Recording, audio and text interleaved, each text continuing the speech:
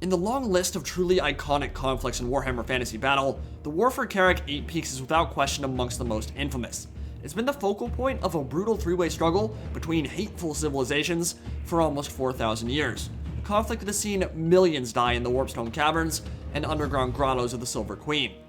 Many have taken the mantle of leadership over the millennia, seeking to drive out their enemies and claim unrivaled dominion over these lands, and many have died in the attempt to secure a better future for them.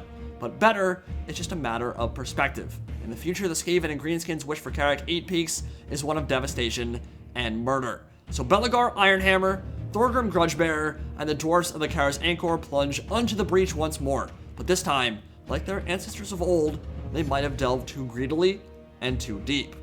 You know what they awoke in the darkness, a tenuous alliance between Raki and Groby. Skarsnik, Warlord of 8 Peaks, and his infinite goblin hordes, forging a pact with Queek Headtaker, Warlord of Clan Moors, the head of King Karak Ironhand, still adorning his trophy rack. This war has consumed the lives of every dwarf, greenskin, and Skaven near the 8 Peaks, and yet another chapter in its blood-drenched pages is about to be written. For a long time, I've been waiting for a custom free-for-all map in the underground caverns of the City of Pillars, so we could have Skarsnik, Queek, and Belegar go to war. And it still hasn't happened yet. The map making has definitely slowed down a year and a half into Warhammer 2's lifecycle, but Badger on the Steam Workshop has provided us with an amazing underway map all the same. Karak 8 Peaks in all its glory as the Dwarfs attempt to hold the line against a swarm of Skaven and Greenskins. We are on SFO Grimhammer in a gigantic battleground with our backs to the wall, and as we pan through this yawning cavern, you'll notice every entrance is marked by one of the three factions who've been battling it out all this time. Effigies of Gork and Mork, Warpstone scaffolding, and the iron-wrought wonders of the Dawi, all marking the beginning of their respective realms. There are almost 6,000 Raki and Groby on the field. The Dawi are heavily outnumbered, though it seems pretty likely the vermin will go back to killing each other when it's all said and done. For now, they are united in purpose, to take the heads of Belegar and Thorgrim, see if the Dwarfs can rally to their king and push back the invaders. It's a very defensible position, got rows and ranks upon ranks of ironbreakers, of hammers, of flame cannons, and overwhelming artillery firepower, and there's going to be a lot of dead enemies on the way in. Slayers patrol in the back, making sure all that firepower can actually be brought to bear, and Belegar Ironhammer, well, he's a bit of a beast. The Hammer of Angren has armor sundering, and Revenge Incarnate gives him a 100% boost in weapon damage and melee attack, also making him unbreakable for a short duration. But you can only use it once, so when you pop it, better make sure you get some value out of it. Super elite of the Jaggedback Slayers are ready to die for their king in the back. Only 9 in that bodyguard unit and a sturdy line of dwarf warriors.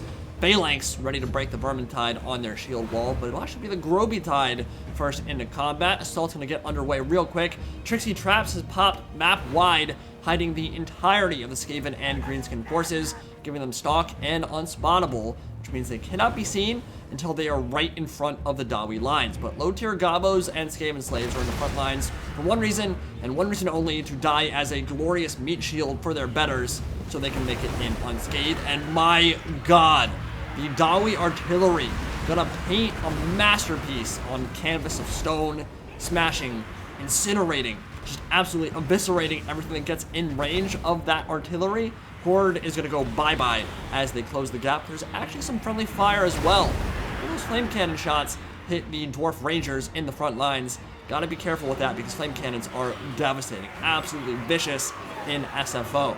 And of course, Forest Goblins were not going to be able to bust through the front lines, so they are going to run and die in the hundreds right as this battle commences. And each time a flame cannon hits one of those 180, 250 unit model counts, they're just going to get absolutely exploded like that. Blessing charges into the back of the goblins, and we probably will not see them again. But the Grudge Throwers have their own mark to make, and they'll be firing across the distance between these two armies, hitting some Skaven slaves and jibbing some more, intestines going flying out, and the Skaven slave army is coming in. This is a real Vermintide. Look at the size of this horde trying to close the gap.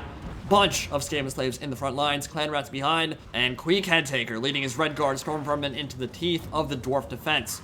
Very little artillery for either the Skaven or the Greenskins, which means the opening stages will be all dwarfs as the attackers scurry and scamper their way into melee. Grudge Throwers opening up again, and a few of them gonna lose their heads. Blasting charges going off in the distance, and this is Warhammer Incarnate. When you see a picture like this, Just a huge tide of Skaven running towards the Dwarfs in the underway. It does not get much more Warhammer than that. It's very fun to play these kind of custom siege battles or scenario battles in general, and we're going to see how this one goes. So Storm Vermin in the back supporting their Queek, and we've got some more weapon teams actually on the side. Doomflayers, 2 of them. Remember, they have Warp Overcharge in SFO, which means they can dramatically increase their weapon damage and their speed to help get them in and behind the Dawi defense and start running stuff over. The Flame Cannons are going to be so brutal to these front lines of Skaven slaves, though. Every single time they land, it will be hundreds dead. Their fire rate is amazing. Their explosive radius is amazing. And entire units are just going to get jibbed and scorched to death as they charge in. So 2 full units of Skaven slaves already dead, painting the town red. And the flame cannons will continue to fire until they're out of ammunition.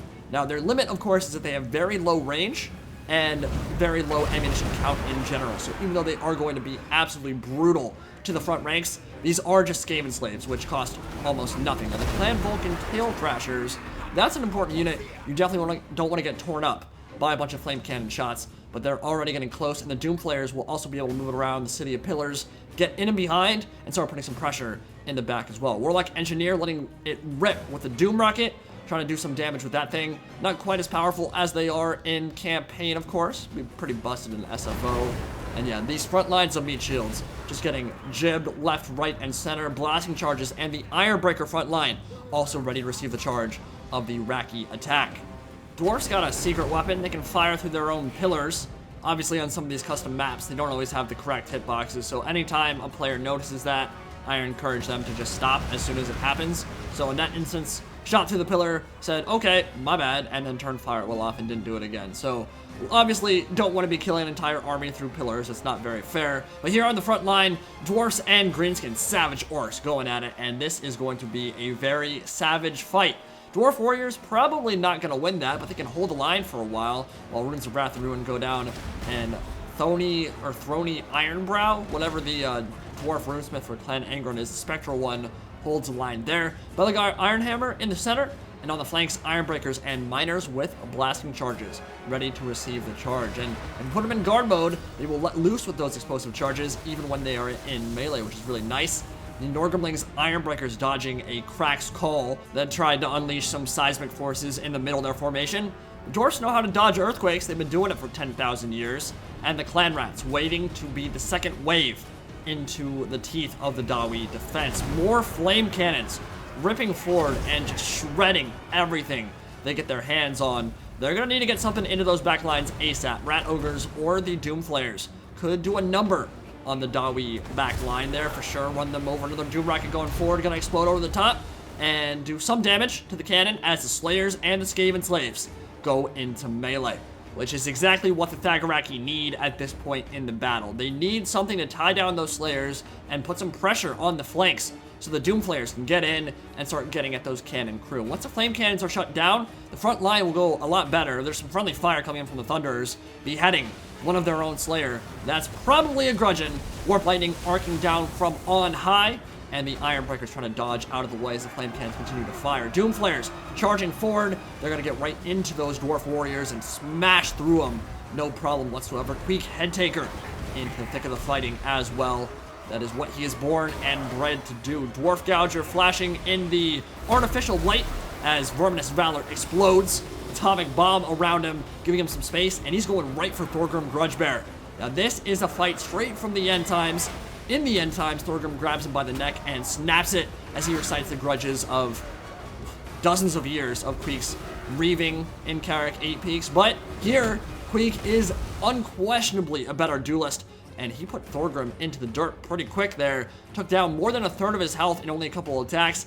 Thorgrim has to escape behind his Peak Gate guard hammers. If he does not, he would probably lose that duel pretty quick. Armor piercing and trophy heads, too much for him to deal with in a 1v1 fight, but Thorgrim is a better support lord. Over on this side, Cavalry getting into the thick of it now. Boar Boy Big Guns charging into the Dwarf Warriors, who do have that charge defense against large, holding the line so admirably. And the Greenskins trying to chunk through all those phalanxes there. Some really nice shots coming in. Of course, the meat shields are going to die, and they'll die in the thousands but the Arachnorot Queen and the elites have not been committed yet. So we'll see if they can turn the tide. Flame Cannon's getting some good shots into the remnants of the meat shields, but at this point there aren't many left. The Storm Vermin and the weapon teams, the Warp Fire Throwers, Legion of Legend are in the back and ready to start firing in as the Deathglow Bombardiers call in some purple rain. Corrosive, noxious gas gonna worm its way into the armor of the Peak Gate Guard. They will need to retreat, or a couple more sustained volleys will probably completely devastate them. Storm Vermin taking a pounding from those flame cannons who are almost out of ammunition. Norgerling's Ironbreakers do have armor piercing in SFO Grimhammer, so they're going to make very good account of themselves over there on the right flank, and the Ironbreaker front line is still holding. So the Skaven, the second and third waves getting in, Rat Ogres and the Warp Fire weapon teams getting very close to unleashing their volleys. Peak Gate Guard down to half HP. Those weapon teams really doing a number on them. Another Doom Rocket going in and trying to take out some of those Thunders. Didn't seem to do much damage on that shot. Doom Flayers have made their move. They're around the flank, and Warp Overcharge is active. Without that Rune of Slowness, they would actually be moving at over 100 speed. So they are super quick when they hit that, but they can take some damage occasionally when they go into Warp Overcharge, which is the downside to it. But more weapon damage, more speed. They're thinking about going over to the Clan Angron side of things and maybe getting a rear charge over there. Thunders are trying to get a bead on them, but they're moving so quick at 88 speed at the moment, and they could do some serious devastation on the back of the Dwarf Phalanx over on this side. Belegar is still in the center, has not moved over to the right flank where the Greenskins are putting the majority of their pressure. More Boar Boy Big Guns charging right up the center. There are Hammers and Slayers waiting to receive their charge. Not much pressure at all really being put on in the center, but the flanks are starting to get overrun a bit as the Doom Flayers are now into the cookie jar and could start shutting down some of those artillery crew. Thunderers have turned around and are beginning to fire into them, and they are taking some damage, but they have very high armor value, so not going to be the easiest thing to chunk them down, and they have a pretty small hitbox as well. Meat Shields moving past, and the Warp Fire Throwers, they're going to do what they do best. Immolate everything in sight, cover it in mutating, warping flame. Slayers will melt under that salvo, and the Deathglow Bombardiers are also going to turn that pretty quick. So the Skaven are starting to break through the front. Slayers dying in droves. Norgerling's Ironbreakers still murdering it over on the right flank, but in the center here, these Ironbreakers are on their last legs. Queek Headtaker and the Red Guard carving them up, and arms, heads, and Gromroll armor getting cut into pieces as Queek Headtaker makes his impact felt in the center. So the weapon teams are also doing pretty good right now. Flame cannons seem to be almost out of ammunition at this point. Maybe a couple more shots left. Been absolutely brutal in this battle so far. And it's kind of what they're designed to do, right? They're designed to be used in the underway to just completely cover caverns in flame and block off entrances. That's what they've done. Ironbreakers and flame cannons, two very important tactics that the dwarfs use to hold back the tides of Thagaraki and of the Groby, and certainly making their presence felt in this battle. But the Warp Fire Throwers do the exact same thing. They're the exact same kind of tactic that the Skaven use on the flip side of stuff like Iron Drakes and Iron Breakers. And that is go into a tunnel, cover it in Warp Flame, and melt anyone on the opposing end of it. Norgerling's Iron Breakers are just mulching stuff at this point. Over 200 kills, holding back the Storm Vermin. They're meant to just be that brick wall in defense, and they are doing that incredibly well at the moment. But Skarsnik, Warlord of Eight Peaks, makes it into melee. Trixie Traps has popped, Wa about to pop again too, and Gobla about to munch on some Dawi. A little bit of a staring competition at the moment, and he'll probably get in there in a second, but the Prada is about ready to activate and start ripping and tearing it up. So maybe waiting for those nasty Skulkers to get into melee as well. And here we go. Gobla gonna munch on top of that Dwarf Warrior and just take him down. Now remember, in the end times, he actually did that to Ska Bloodtail and just gobbled him up whole, and then got carved apart from the inside, and Skarsnik lost his poor buddy there. I don't think the Dwarf Warrior quite has the power to do so, and he's gonna melt under that corrosive acid. Verminous Valor popping on the other side. Queek making some space for himself. Dwarf Gouger gonna look for some more heads, and the Thunder is still firing in. Now the Skaven Assault, their front ranks have been stymied, no question about it. but the Clan Vulcan Tail Thrashers are into melee with the Ironbreakers. Queek still roaming around. If he get his hands, his grubby little claws on top of Thorgrim, he'll probably mulch him, but looks like some routing here as Clan Moors turns their attention to Thorgrim Grudgebear, High King of the Everpeak and the Karaz Ankor. So here we go. Peak Gate guards surrounding their lord. He's charging in. That was not routing. Clan Vulcan Tail Thrashers were going for the most important target, which is Thorgrim himself. Even some skirmish fire arcing in from the Rangers, but looked more like friendly fire damage going right at the throne. The Warp Fire Throwers having to get committed to melee because they are out of ammunition at this point. And the remnants of the Ironbreakers all rallying to their king. Warp Lightning about to drop on top of some Thunderers, and that's going to hit perfectly and carve apart their formation, incinerating a bunch of them and smoldering ruins left in its wake. On this side, Clan Angrun has done amazing. They've seriously just smashed wave after wave of Greenskins back, even Droney Ironbrow into the thick of it, fighting Skarsnik. And it doesn't seem like he has many bodyguards left, but the Arachnarok Queen, Shelob, fighting in the background, surrounded by Slayers. She, in a 1v1 fight, could actually probably beat a unit of Slayers, but she would take a lot of damage, and it would not be a worthy trade whatsoever. They're doing a very good job of staying on top of her. She's running right for the main line, trying to get through them, maybe cause a terror route, but things are starting to fall apart like a jigsaw in the box for the Skaven and for the Greenskins. And this assault has been blocked, stuffed, and sent back from whence it came. There are remnants on both sides, but it's looking like the Dwarfs are going to be able to hold with great cost to every army on the field. It has been a brutal, torrid affair, blood covering the cavern on both sides, but the Dawi defenders are still alive, and they will survive the battle. So it is interesting, and I think it's kind of cool that the Dwarfs are actually incredibly good in underground siege warfare. In those kind of battles where they can force you into a choke point and hold the line with Ironbreakers and flame cannons firing over the top, they can beat the crap out of pretty much any army. Now, that's not to say that attackers can't win. I do think that Skaven and Greenskins could have used some more work on their builds there. Some Jezzails, a couple more Doomflayers, and maybe some Plague Claw catapults to break up those front lines and force the Ironbreakers back, or just chunk down their HP would have been incredibly useful. More Rock Lobbers, more Plague Claws, those kind of things could have been great in a battle like this one in the underway. But still, I mean, even if you're talking about the Skaven and the Greenskins bringing perfect counter builds, I think that there is something to be said for the Dwarfs being incredibly powerful in this kind of scenario where they just hold the line. You give them a lot of elite troops, you give them one direction they have to face, and they can hold the line better than pretty much any faction in the game. That's what they did here. They just mulched stuff. The flame cannons were absolutely insane. I think the kills were like over 600 and over 200. We'll go back to that in a second, but Belegar didn't actually do that much that game. His Rangers did, though, and so did his Grudge Throwers. They were actually quite amazing. The Miners with blasting charges were fantastic, and there were some really good kills. Oh yeah, so 627 on one of the flame cannons. Queek Headtaker didn't get a ton of kills, but he did a lot of damage to Thorgrim, and he did some great killing on the Norgrimling's Ironbreakers and some of the other Ironbreakers that were in the front. The war for Karak Eight Peaks will drag on, and the tenuous alliance between Skarsnik and Queek will dissolve.